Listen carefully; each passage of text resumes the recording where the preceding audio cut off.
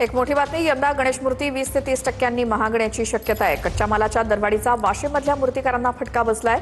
डिझेलच्या वाढत्या किमती, पाणी टंचाई आणि पीओपीच्या दरामध्ये वाढ ही सगळी कारणं आहेत गणेश मूर्तींच्या किमती वाढण्याला। या सगळ्याचा आढावा आमच्या प्रतिनिधीने घेतलाय, बघूयात।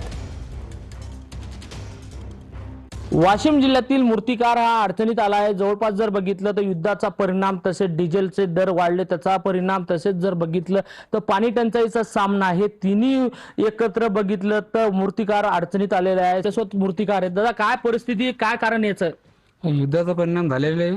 त्यामुळे ते पहिले 250 रुपयाला बॅग होती, आता 300 रुपये झाले। 50 रुपये दर बॅगेवर वाढलेले।